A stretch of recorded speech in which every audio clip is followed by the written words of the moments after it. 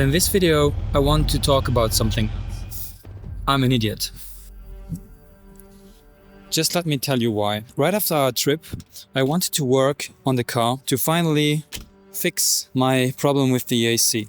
Also, what I didn't mention in my video was I went and picked up a new AC compressor on our way back. So this is why I went to FVD in the video, because I thought that this one was leaking, which was the reason why all the gas escaped. In this video I will show you, well, the process of me fitting the new AC compressor.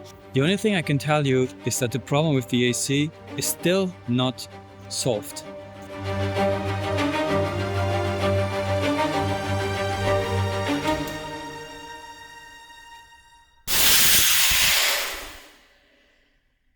I'm an idiot.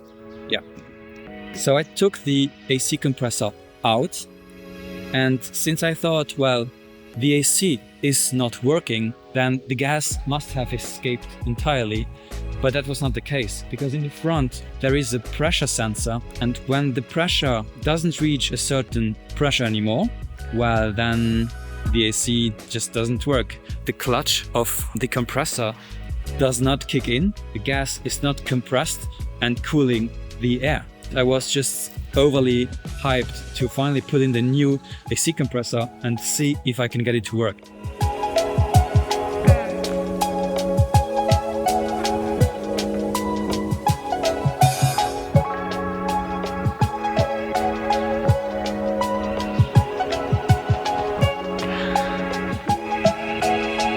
So yeah, that's the second thing that I came across right after we came back from our amazing trip. One more thing, the reverse gear lights are not working, as you might have seen in my intro. So I bought a new reverse gear sensor which sits on the gearbox on this side. Whilst I was working on the starter motor just before our trip, I must have touched the sensor, and since it already has been fiddled with, as you can see here, which are definitely no OEM connectors, one of them was so short that it was no longer connected. So it was a pretty obvious fault, but I know my luck, so I ordered a new one in case this one would have been faulty, but I tested it and everything's fine.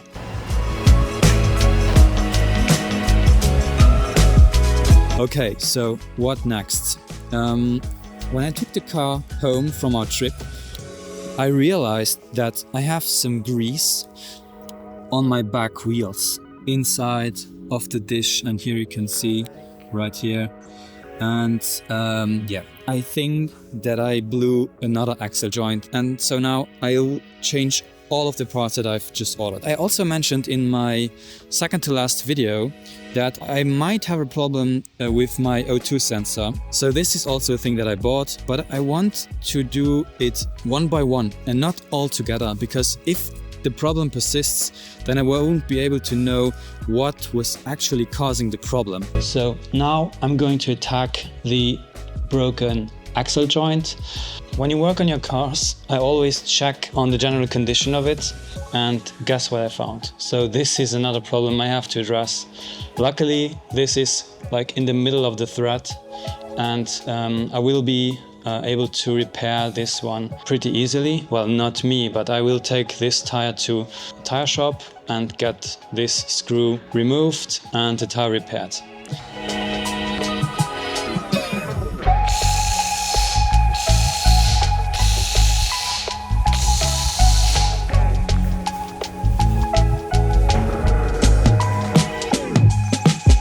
One more thing that I wanted to show you is this nut from the drive shaft.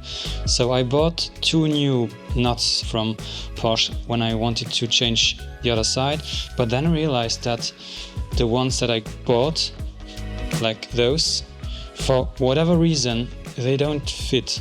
Hopefully I'll be able to remove it easily, because last time I really had a bad time taking it off on the other side. So yeah, pray with me.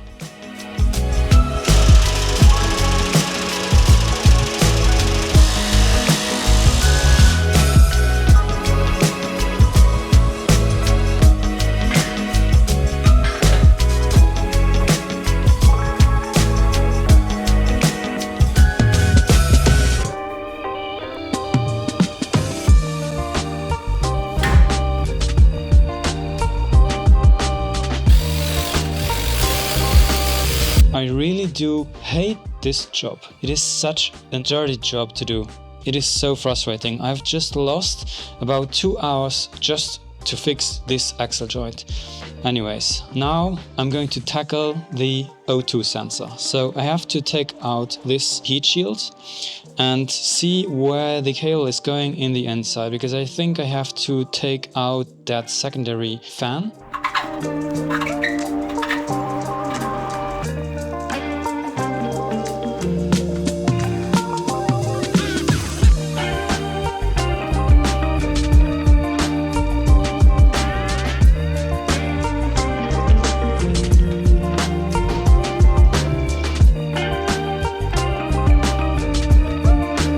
There goes my second mystery. You can see that I have a problem with my stopping light, but only on one side. So if I have my side markers on and then tap the brakes, then the light just turns down. And this is pretty strange because it is just one single bulb.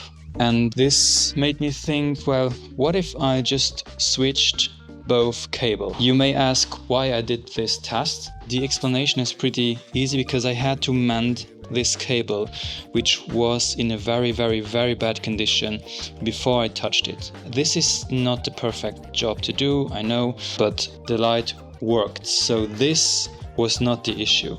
Then I was, okay, what if the problem was this cable? So I took this cable on the other side and the light didn't work. I was now sure that the issue lays in this part of the wiring. Okay, so after reviewing the footage, I can now officially tell that the bulb that was in here, which I switched over to the other side, is broken. Because as you can see that now the brake lights are working, but since the bulb is like twisted in, now there is no more contact for the side indicator on this side. So it's a very simple job now, because now I finally found out what it is. I just need to fix that bulb and then the problem will be gone forever. So this is now solved.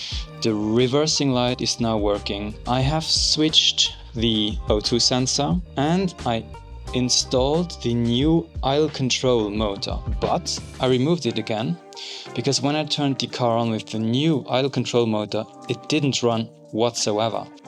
I think that this is a faulty part with the old idle control motor back in and the new O2 sensor. The car drives like a peach, just perfect. You start it and immediately the revs go to 1000 RPM, perfect idle.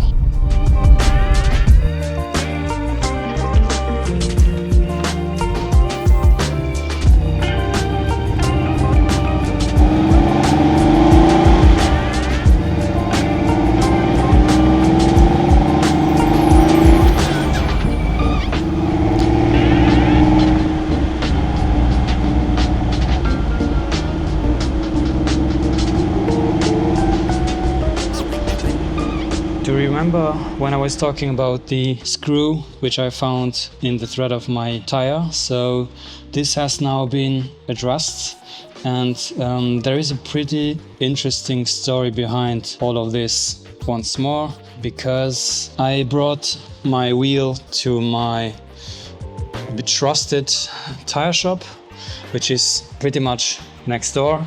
I got him to remove it, and the screw was like 10 millimeters long, but it went into the tire at an angle. So he took it out, he sprayed some soap on it, and there was like no bubbles appearing. And so he was like, okay, everything's good, you are good to go. When I arrived 5 minutes later, I saw some bubbles coming out of this very hole. Then I obviously went back to the guy and told him, well, there you go.